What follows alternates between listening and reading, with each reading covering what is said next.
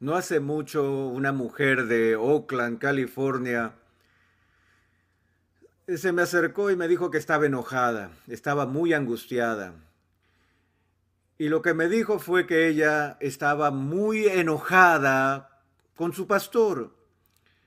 Le dije, bueno, ¿y por qué estás así con él? Ella dijo, tengo la sensación que por alguna razón mi pastor cada domingo en la mañana hace todo lo posible para ocultar la verdadera identidad de Dios a la iglesia. Me dijo, vengo a la iglesia con el anhelo de tener la oportunidad de adorar, que mi alma experimente reverencia hacia Dios y adoración. Dijo ella, pero el Dios del que oigo hablar está completamente paralizado, ha sido reprimido, lo han vuelto inofensivo. Y ella dijo, estoy segura que la razón por la que el pastor hace eso es porque no quiere atemorizarnos, explicando el verdadero carácter de Dios. Ahora, señoras y señores, no sé qué tan cierta fue la queja de esta mujer, pero yo sé que todos tenemos una tendencia a suavizar el retrato bíblico de Dios y hay una razón para ello. La razón es simple. La santidad de Dios es traumática para las personas no santas.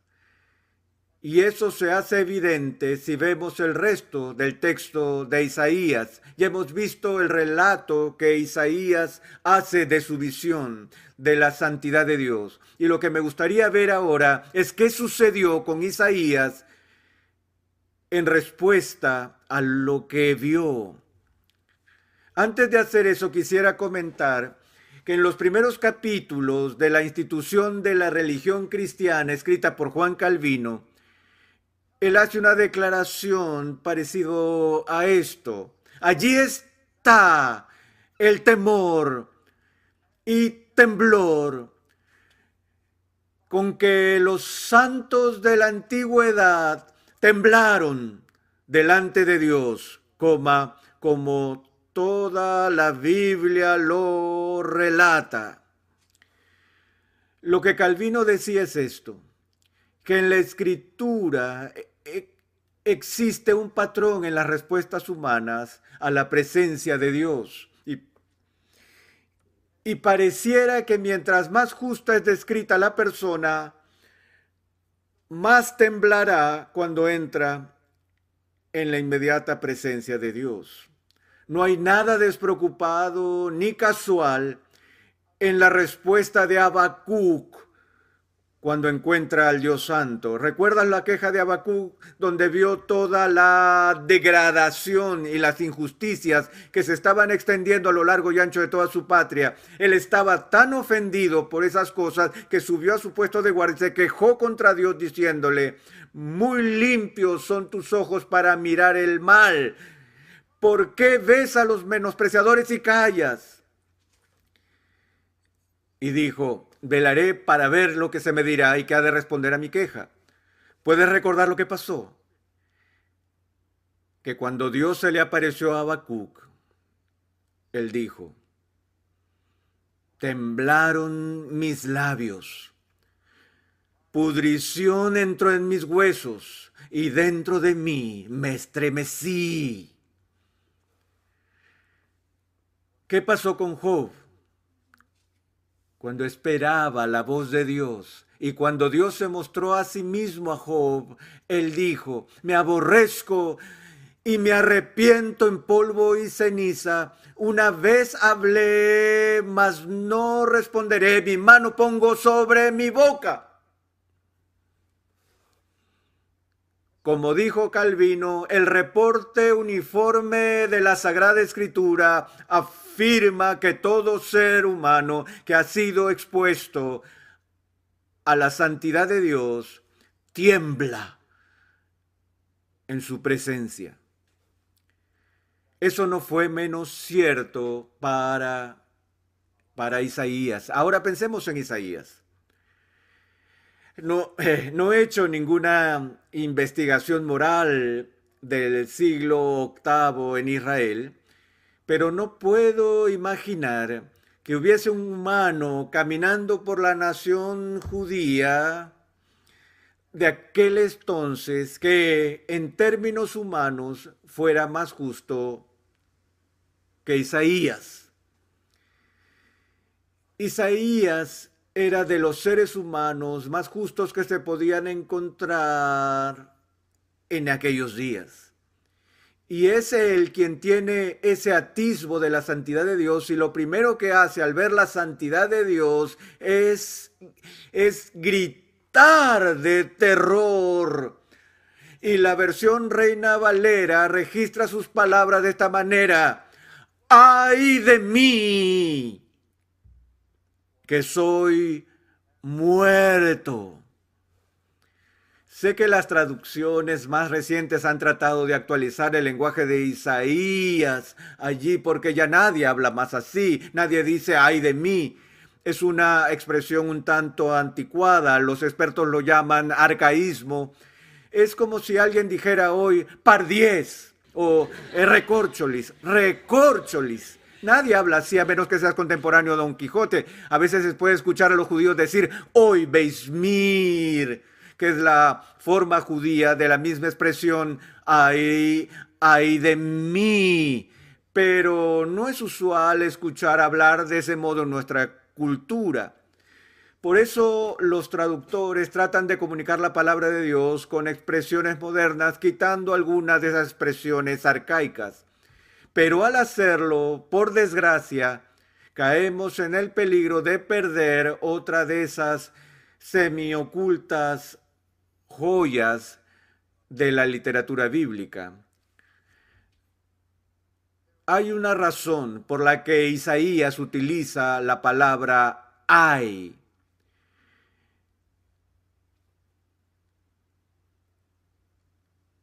En el Antiguo Testamento, un profeta era un ser humano que fue ungido por Dios para ser portavoz de Dios. La definición más simple que distinguía al profeta del sacerdote en Israel era esta: que era la tarea del sacerdote hablar con Dios en nombre del pueblo. Era la tarea del profeta hablar con el pueblo en nombre de Dios. Cuando el profeta declaraba su mensaje, no presentaba su declaración diciendo, en mi opinión, o considero que, o creo que quizás este pueda ser el caso. Esa no es la forma en que se dirigían al pueblo. Ustedes saben lo que hacían cuando entregaban su mensaje, qué es lo que decían al iniciar sus palabras. Así dice el Señor. Porque entendían que eran recipientes de un anuncio divino. Entonces, la forma literaria que era común a los profetas de Israel fue la forma conocida como el oráculo. De seguro que has escuchado del oráculo griego de Delfos, quien entregaba anuncios acerca del futuro. Pues entre los judíos, el recurso literario oracular, el oráculo, era de dos tipos. Existían oráculos de bienestar y oráculos de calamidad. Ahora, eso significa simplemente esto, que había anuncios que procedían de Dios, que eran buenas noticias, y había anuncios que venían de Dios, que eran malas noticias. Un oráculo de bienestar o un oráculo de prosperidad usaba una palabra que entre los judíos era importante para este oráculo al presentar buenas noticias, y era la palabra bienaventurado. Es obvio que Jesús usa la forma del oráculo consciente de su rol como profeta cuando predica el Sermón del Monte. El pueblo de su tiempo habría reconocido la importancia de su presentación al dar esa lista de dichos en la que dice, bienaventurados los pobres en espíritu, bienaventurados los que lloran, bienaventurados los que tienen hambre y sed de justicia y los de limpio corazón, Bienaventurados los mansos. Él estaba pronunciando el oráculo de bienestar de Dios sobre el pueblo. La bendición divina, la bendición para los que hicieran ciertas cosas. Pero la otra cara del oráculo de bienestar era el oráculo de aflicción, que era un anuncio sombrío y aterrador del juicio de Dios. Escucha al profeta Amós cuando anuncia el juicio de Dios sobre las naciones y sobre las ciudades. Por 3 pecados y por el cuarto de Damasco no revocaré su castigo.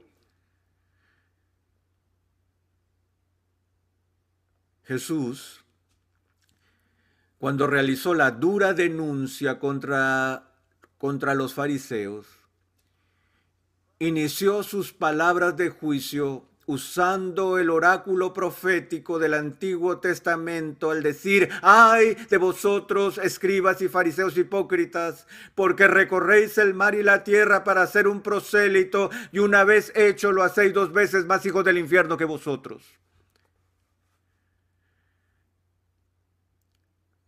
Mencioné en nuestra primera sesión lo raro que es en toda la Biblia que algo se levante al nivel repetitivo del superlativo, y señalé que era el único atributo de Dios que siempre es repetido al 3er grado, es el atributo de la santidad: santo, santo, santo. Pero no es el único que se repite hasta el 3er grado. El profeta Jeremías, cuando fue y pronunció el juicio de Dios delante del templo de los judíos, les dijo con sobriedad: no fiéis en palabras de mentira diciendo: templo de Jehová, templo de Jehová, templo de Jehová es este. Jeremías estaba en efecto diciendo: tu hipocresía es a la enésima potencia. Confían en palabras mentirosas, palabras sin valor, y en la hora más oscura de este planeta se nos predice en el Apocalipsis del Nuevo Testamento, y allí se nos dice que en la última hora la copa de la ira divina se derramará sobre este planeta. Y oímos de esa figura celestial volando por el cielo oscurecido, anunciando el juicio final de Dios, con la repetición de una sola palabra. ¿Qué es lo que dice? ¡Ay, ay, ay! No querrás estar cerca cuando esa ave empieza a cantar.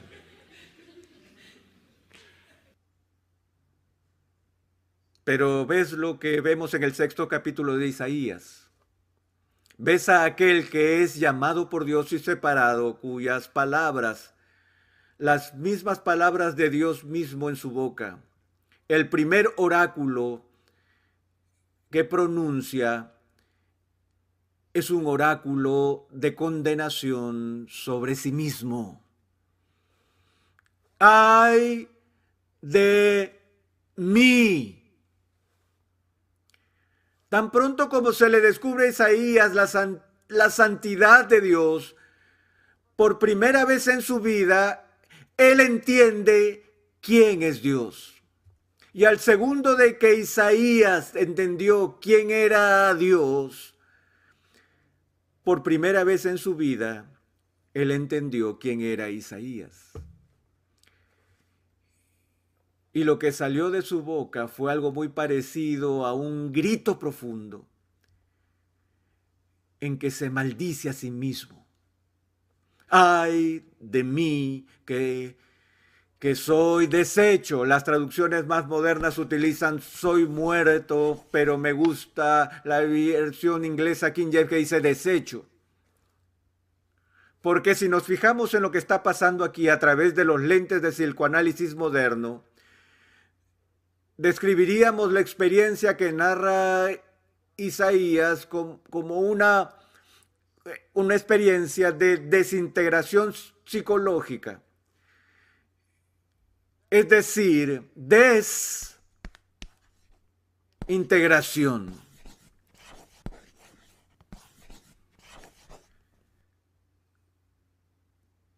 Utilizamos palabras para describir cuando una persona está sana, al decir que está completa. Todo está en su lugar. Y cuando vemos a alguien que lo está perdiendo, ¿qué decimos? Que se está cayendo a pedazos. ¿No es interesante que un sinónimo que usamos para virtud sea la palabra integridad? Significa que tenemos todo lo relacionado con nuestra vida bien unido de forma coherente y consistente. Ahora, señores y señores, aquí tenemos al hombre que posee la mayor integridad del pueblo judío, quien logra darle un vistazo a la santidad de Dios e inmediatamente sufre su propia desintegración, se hace pedazos. Eso es lo que pasa con las personas que le dan una mirada al carácter de Dios. Porque te das cuenta que pasamos nuestras vidas escondiéndonos del carácter de Dios. Porque nuestra inclinación natural, amados, es ocultarnos de Dios. Porque sabemos instintivamente que tan pronto como el santo aparece, queda expuesto y se revela todo aquello y todo aquel que no es santo en virtud de ese estándar. Tenemos un justificativo por cada pecado que cometemos. Somos maestros del autoengaño. Calvino declaró esto: mientras nuestra mirada esté fija en el suelo, estamos a salvo. Nos halagamos, nos consideramos como semidioses, un poco inferiores a las deidades eternas.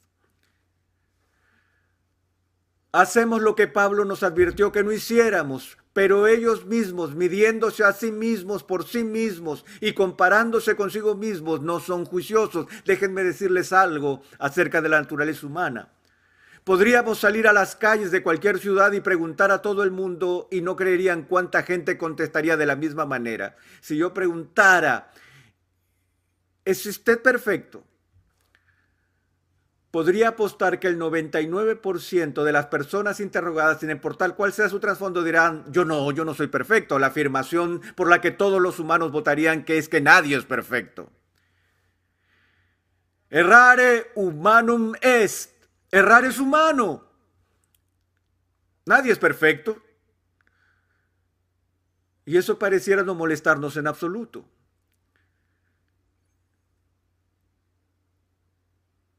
No hay persona alguna en el planeta que pueda negar que no es perfecto. Esa es una doble negación, lo diré de otra manera. No hay persona alguna en el planeta que pueda afirmarse perfecta. Y amados, no hay una sola persona que entienda la gravedad del no ser perfectos. Porque el estándar por el cual seremos finalmente juzgados no es a través del promedio, sino del estándar de la perfección de Dios. ¿Podría escuchar esto? Claro, todos tenemos derecho a un error. ¿Quién lo dice? ¿Es que acaso Dios dijo, puedes cometer un error? ¿Un pecado gratis? ¿Un acto gratuito de traición contra mi autoridad? ¿Un insulto gratuito a mi integridad? Nunca lo dijo, ¿sí? Pero incluso si lo hubiera dicho, ¿hace cuánto tiempo que ya sos el tuyo? Todos tienen un derecho a cometer un error. Espero tengamos derecho a más de uno. Por lo menos uno por segundo sería mejor. Pero ya ven, estamos cómodos con nuestra imperfección. Nos juzgamos midiéndonos unos a otros. No importa cuán avergonzado esté de las debilidades en mi vida, y hay veces que cuando me miro a mí mismo y llego a sentir asco. ¿Se han sentido así? ¿Alguna vez han sentido repulsión de ustedes? No puedo creerlo. No puedo creer que sea tan egoísta, no puedo creer que sea tan codicioso o lujurioso o lo que sea. Pero somos rápidos para excusarnos. porque miramos alrededor y siempre podremos encontrar a alguien que es más depravado que nosotros, al menos en la superficie. Podemos ser como el publicano o mejor como el fariseo del cual Jesús dijo que fue al templo a orar. Él dijo, Dios te doy gracias porque no soy ni aún como ese publicano. Y así encontramos la manera de excusarnos y halagarnos hasta que vemos el estándar. Y cuando eso sucede, quedamos deshechos, como Isaías fue desbaratado. Cuando vio la santidad pura, pudo comprender lo que era y lo que él no era. No pudo soportarlo y cayó sobre su rostro y gritó de dolor mientras decía, ay de mí que soy deshecho, porque siendo hombre inmundo de labios y habitando en medio de pueblos que tienen labios inmundos, han visto mis ojos al Rey. Me pregunto por qué dijo lo que dijo. Cuando él clamaba en medio de su terror, dijo, estoy deshecho porque tengo una boca inmunda. Me pregunto por qué su boca. Si leemos las enseñanzas de Jesús, podrán notar que una de las cosas que se observa una y otra vez en su enseñanza es una lección que ya casi nadie llega a creer en nuestro siglo nunca más. Jesús de Nazaret enseñó algo. Él enseñó varias veces que algún día todos los seres humanos serán llamados ante el tribunal de Dios. Que cada uno de nosotros tendrá que dar cuenta ante el Creador santo del cielo y la tierra. Y Jesús dijo que en ese día toda palabra ociosa que hayamos dicho será puesta en juicio. Todo aquello que hemos hecho, todo aquello que hemos dicho, cada promesa que hicimos y que no cumplimos, cada declaración blasfema que haya salido de nuestros labios, toda calumnia que hayamos levantado con nuestro prójimo, todo será traído y puesto sobre la mesa. Jesús dijo, no lo que entra en la boca contamina al hombre, mas lo que sale, eso contamina. Dios nos ha dado la boca como instrumento para alabarle, para expresar su verdad. En lugar de eso, mentimos, hacemos daño a otros, blasfemamos contra Dios. Tenemos labios inmundos. Cuando Isaías vio la santidad de Dios, su mano se dirigió automáticamente a su boca, mientras clamaba y se maldecía a sí mismo. Ahora, señoras y señores, ¿qué hizo Dios? Miró desde su trono y vio a su siervo retorciéndose en el polvo en todo su remordimiento y arrepentimiento como un monje medieval en un monasterio, autoflagelándose, y le dijo, ya, vamos Isaías, ya te estás tomando demasiado en serio, no te tortures tanto preocupándote en forma enfermiza con tu propia culpa, le vas a dar material de estudio para toda una vida a gente como Sigmund Freud si sigues así. No seas tan neurótico. Estás con sentimiento de culpa. Seguro que has estado leyendo a Jonathan Edwards o de algún otro puritano con sus excesos acerca de la pureza.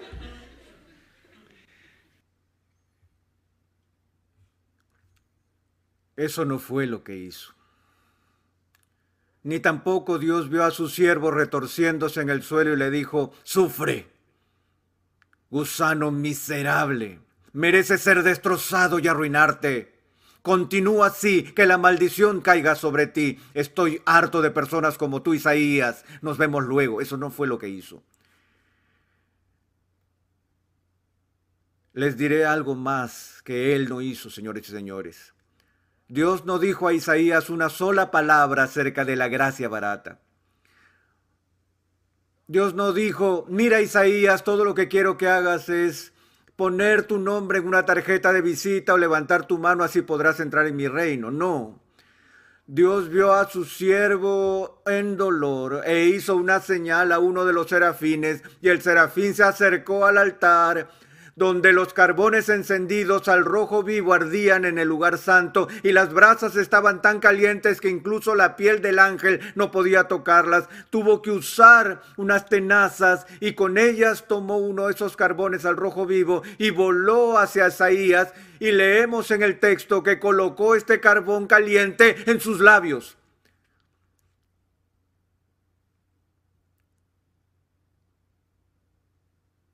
¿Saben cuán sensibles son los labios humanos?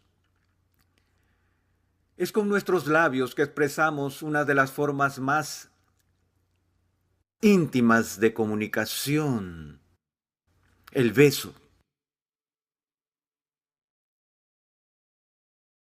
Son hipersensibles. Y este hombre tuvo que saber lo que es tener un carbón caliente en sus labios.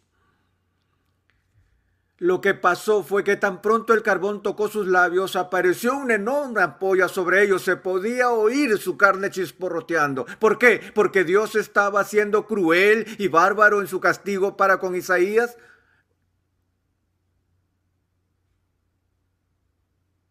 No, el carbón se aplicó para cauterizar sus labios, para purificarlo, para sanarlos, a fin de prepararlos para el mensaje que él iba a dar.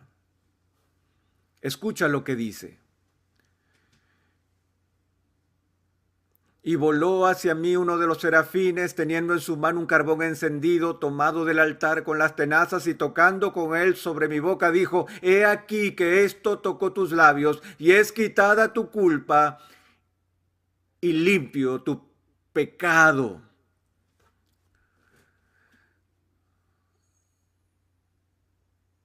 Soy protestante por convicción, pero una de las cosas que echo de menos de la tradición romana es el confesionario. Sé que el confesionario está en el centro de la controversia protestante, pero es solo uno de los elementos y tenemos la tendencia a botar al bebé junto con el agua del baño. Qué ganas de poder ir a algún lugar, a alguien al que puedo ver, oír y experimentar con una presencia real y decir: Padre, he pecado, esto es lo que he hecho, y enumerar mis rebeliones, sacarlas de mi pecho, y luego ser capaz de ponerme de rodillas y escuchar a alguien decir en el nombre de Jesucristo: te absuelvo, te libero, tus pecados te son perdonados. ¿Cómo me gustaría oír a Cristo entrar en este salón ahora mismo y caminar hasta ti de forma privada y que te diga: conozco cada uno de tus pecados, pero ahora mismo quiero decirte que todo pecado que alguna vez has cometido es perdonado. Tu maldad ha sido borrada, toda. Nunca más tendrás que preocuparte por los pecados que cometiste contra Dios. Yo te perdono y te limpio en este momento y para siempre. ¿Cuánto darías por escuchar a Jesús decir eso hoy? Eso es lo que Dios le dijo a Isaías. Se ha ido, Isaías, toda tu culpa. No tienes que hablar más de la maldición. La he quitado. Tus pecados son perdonados, han sido expiados. Y ahora, mientras Isaías trata de lidiar con eso, Dios habla una vez más y le dice: ¿a quién enviaré y quién irá por nosotros? ¿Y qué es lo primero que dice Isaías después de maldecirse? Heme aquí, envíame a mí. Noten que él no dijo: aquí estoy. Eso sería decirle a Dios su ubicación geográfica. No, él dijo: Dios, aquí estoy. Difícilmente podía decirle a través de sus labios. Señoras y señores, el precio del arrepentimiento es muy, muy doloroso. El verdadero arrepentimiento es sincero delante de Dios y el entrar en la presencia del Dios Santo es algo doloroso, pero cuando venimos con humildad, como Isaías, cuando vamos rostro a tierra, Dios está listo para perdonar, limpiar y enviar. La única justificación para la misión de cualquier misionero, para la predicación de cualquier predicador, es que esa persona ha experimentado el perdón de Dios. Oremos. Padre, también tenemos bocas inmundas y no podríamos sobrevivir en tu presencia de no ser por la expiación que has hecho por nosotros en Cristo. Oramos para que podamos conocer tu perdón ahora y siempre, y que podamos decirte, heme aquí, envíame a mí. Amén.